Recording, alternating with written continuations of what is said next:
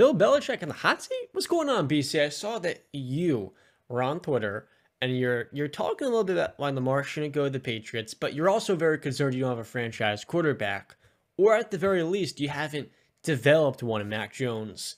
The question is for Bill Belichick. Since Tom Brady has left, he's made the playoffs one time. He's had two losing seasons. And in that one playoff game, the Patriots got shellacked by the Bills. Brent, is Bill Belichick a Tom Brady merchant? Is this some sort of, is Bill on the hot seat if he doesn't start to make some headway in his quarterback room? Or, no matter what happens, will Bill Belichick be a Patriot until he decides to retire? Yeah, I saw this topic going around last week and I had to, bring it up to us all. Bill, listen, for the shortcomings that has happened and for him without Brady, 79 and 87 record without Brady. And I'll go over his seasons throughout that, but let me just start off. Bill Belichick should not be fired. Bill Belichick's name next to the word hot seat should never be mentioned. It's an absolute disrespect. Can we acknowledge that he has had 3 seasons that have not been quite as successful as we have wanted? Sure, and I'll go over those in a little bit. But we can't, and I know Teddy Bruschi said, the first time I've ever heard Bill Belichick bring up something from the past was him saying, check the last 25 years. But I think it is, you got to respect the history. Now, without Brady, or no, you know what? I want to go with this. Let's go over the guys that have had just as long or longer seasons with a single team in the history of the NFL, head coaching wise. So we've got Chuck Noll, John, Pittsburgh Steelers head coach, 23 seasons. That is tied with Bill Belichick right now. So Bill going into his, I think, 24th this year. So he'll tie with the next guy. 23 seasons. He retired in 1991. 24 seasons. Steve Owen with the New York Giants retired in 1953. Don Shula, Miami Dolphins, 26 seasons, retired in 1996. Curly Lambeau, didn't even know this guy. Green Bay, 29 seasons, controversial leave in 1949. Guy was actually a co-founder of the Packers in 1919. And finally, the longest tenured head coach with a single team, the great Tom Landry, 29 seasons with the Dallas Cowboys, was fired by Jerry Jones on, I believe, the day after Jerry took over as the Dallas Cowboys owner in 1989 and went with Jimmy Johnson, I should say. Bill Belichick's in that rarefied air. Bill Belichick decides when he wants to walk away. I don't see how you can throw away the last 20 years just because he's had a couple of down seasons and he's made, he made a terrible mistake last year trying to bring in, Patricia and Joe Judge as the OCs and quarterback coach or whatever the hell their titles were. You can't throw away what he's done. I've always been a proponent. Bill Belichick and Tom Brady were 50-50. No 75-25, no 60-40, no 50-50. Do I believe Bill would have been able, because this is what people do, right? And it's laughable, honestly. They say give Bill, they compare what Bill has now to what Brady had in his Tampa years, right? It's not a fair comparison. Tom went to a team that had talent around him because he needed talent because New England was bereft of any weapons for him. It's not fair to what would be fair is give Belichick Aaron Rodgers or a guy on Tom Brady's level to replace him and let's see how he can actually perform. You know what I mean? Because we see what just Tom went through last year, 8-9 record. It's not fair what they're doing to Bill. I understand it, but it's his decision to walk away.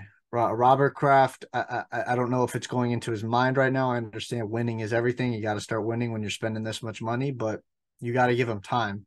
I think he's making the right decisions this year.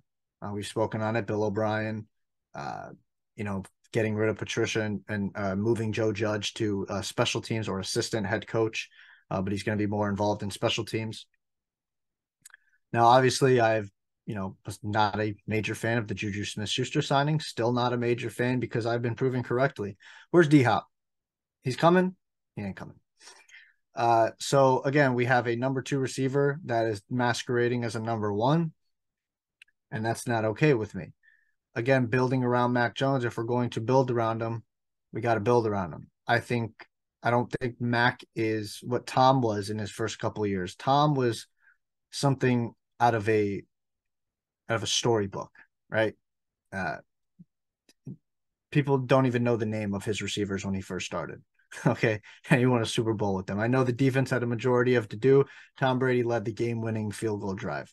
And then 2 years later, put out an absolute show in a shootout against the Carolina Panthers, and then beat the Philadelphia Eagles. So Mac is obviously not proven to be the guy right now. And we go over it, right? His Cleveland days, 5 years, 36-44 overall. One winning season, 11-5. Went to the playoffs, 1-1 that year. New England, year 1, they went 5-11. In year 2, they were 0-2 before Brady took over as the starting quarterback. And there were rumors that there were some talks going around. Maybe this isn't going to work out. These guys might be on the hot seat there. And then obviously the rest is history. 2011, the Pats went 11-5 without Brady, who went down in game 1 against the Kansas City Chiefs. They went 11-5. Sorry if I just said this, I'm redundant. That team went 16-0 the year previous with very similar players to what they had the year prior. They missed the playoffs. In 2016, he went 3-1 in the first 4 games during Brady's suspension with Jimmy G and Jacoby Brissett. Made Jimmy G a lot of money, didn't he? Then Brady was, however, kicked out, basically, of New England by Bill Belichick. He was unwanted, I guess is the right word to use. And Bill tried to win at the last minute by signing Cam. I think it was late into August, Justin, if I'm remembering correctly. He signed Cam Newton. And he just tried to shoehorn it in. Instead of going with Jared Stidham, not tanking, but starting a guy who is unequipped to be a starting caliber quarterback in the NFL, put him out there, and let's go on to next season, where we would have had a much better shot of possibly getting a Trevor Lawrence. No offense to Mac. Then we go into 2020, or 2021, I should say. 10-7 with Mac as a rookie. Promising. Looking good. Blown out versus the Bills in the playoffs. Fine. That game had the interception in the first quarter by Jordan Poyer, I believe it was, an insane grab, by the way. If he wasn't there, it probably would have been a touchdown. I think that completely changed the complexion of the game, in my opinion. It was done right after that. Once the pick happened, the whole complexion of the game changed. Then last season, 8-9. Bill tried some things with Patricia and Judge, like I said. It failed. The offense was an absolute failure. It was a train wreck, except for the run game. The passing game was just inept. So that's what Bill has done without Brady. Again, my main point is he walks away when he wants to walk away because he's in rarefied air with those other guys that I named earlier. And I just can't see how, if he has a bad season this year again, again, I'm going to say the grass ain't greener on the other side, man. You get rid of Bill. Do you think that you're just going to fall upon a Jimmy Johnson? You're going to fall upon a Troy Aikman? You're going to get an Emmitt Smith, a Michael Irvin, or what, you know what I mean? Like the Cowboys did. It doesn't work like that, man. So I for every Brett Favre to Aaron Rodgers, we have I don't know, name a great quarterback that went on to another one. Phillip Rivers and the Chargers, they now got Herbert, but they, went a little bit down. Steelers with Ben to Kenny Pickett. Ben to Kenny Pickett. Yeah. Go ahead, John. I think you were right. When I framed the question at the beginning, partially in jest, is Bill Belichick in a hot seat? It's foolish. The guy is the greatest coach in my time as a fan, probably in history. 31-13 in the playoffs with 18 top 10 defenses. And I think back to the 2008 season with Matt Castle where they win 11 games. And Belichick is probably the best defensive coach, the best defensive mind in football. No matter what cornerback he gets, from Gilmore, all the players before him to now with the Jones brothers. They're not brothers, but it feels like they are because there's four of them in the secondary. And two, I know. I think the Patriots defense is going to be top five next season. There's so many good players in that defensive front. The secondary is going to be great because Bill Belichick's at the helm. What it comes down to is the offense. He made an excellent point before. You signed Cam Newton on June 28th, 2020, late June. He hasn't got the playbook down. He also got COVID, if memory serves, and their season went spiraling downward that year after a pretty solid start above 500. Remember, they beat the Ravens. They looked pretty good that year. But so much of the NFL is about continuity. And when you lose the greatest quarterback in NFL history, and whether or not you want to talk about they should have kept him for 5 more years, they were at a point where Belichick wanted to find a new successor. That's understandable. I think New England's issue was the fact they didn't tank that season. Tanking in sports is the right way to pivot. The Jets tried to tank. They went from Trevor Lawrence to Zach Wilson, who will probably not pan out. With the Patriots, they could have gone Trevor Lawrence that year. Instead, they won 7 games, and they settled for Mac Jones at pick 15, who we all knew Mac Jones did not have upside in that class relative to the other quarterback prospects. We knew he'd be the safest quarterback. And so while Mac was good the first couple of years, when he's not in a rookie contract, you're not going to have the window. The window for the Patriots is now, but it feels like they're just not building around him successfully at tackle or at the wide receiver positions, and that's the real issue here. The personnel, but also the fact Bill O'Brien has to really hit. I think he will, but he also wasn't great last year at Alabama, so it's a big wait and see. I'm sorry for stealing the show a little bit, Justin, because you are the Patriot fan. There's a lot more than me. No. You guys are good. I get what you mean. You probably said that in jest. So he's not on the hot seat. Like Brandon said, I think he's earned every right to choose when he wants to walk away from the game. Excuse me. But honestly, I think looking at this Patriots team right now, I find it very hard to believe that we're gonna finish below 500 again. I think we'll see Bill Belichick with his hair on fire. I think he really wants to do something. He wants to make some noise. I don't think he's gonna settle for another losing season. I think he got a little too cute with the Joe Judge Matt Patricia thing. I think he can admittedly say he got a little too cute with it, which is why Matt Patricia is probably no longer with the organization, and Joe Judge is moving on to the role that he was actually successful with, as in special teams. So I think he knows that he got a little too fancy with that, and it looked bad. It looked bad. You voluntarily regressed your entire offense, and now we're sitting here as last season, going into last season, we were walking in there with optimism saying, oh, our quarterback had a very good rookie year. It was probably the best quarterback in that rookie class that season. And, things are going to change.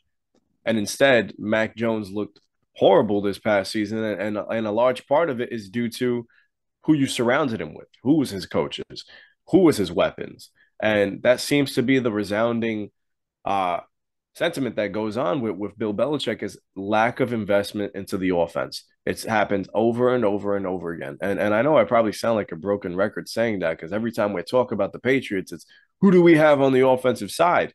But that's the problem. I had a talk with my cousin, and he's a big Jets fan, and we spoke a little bit about, we used to debate quite often about Brady, Belichick, whose impact meant more, And I used to constantly say, they both benefit off of each other. My cousin would always say Belichick is more important than Tom Brady. And now, over these last couple of years, I think we're starting to see that, while yes, you can't have one without the other, it definitely helps when you have the greatest freaking quarterback of all time under center. So when you go from that to Mac Jones, you're going to see a massive drop off. So I'm sitting here right now thinking about the future of the Patriots, and I can't say I see the light necessarily. I don't see light. I just see gray. I don't know what to expect. I don't anticipate Belichick sticking around too much longer. How old is he now? He's turning 71 this year. Turning 71. I think all he would like to do is probably set this franchise up for the future and put us in the best position for his successor, for us to succeed. I just don't know what exactly will that be. Will Mac be that guy to ride us into the future? Because I know Belichick is going to do his best to put us in position. I just don't know if our quarterback under center is that person to help him do so. Well, yeah. I mean, in terms of one of the early points you made, all you got to do is look at the where the money's being spent on our team. It's majority of it's on the defense and O line. In our weapons room, tight ends getting money more due to Hunter Henry's contract. But offensively, it's the numbers are, there's a gap there. In terms of Belichick, how long he's going to stay around? I mean,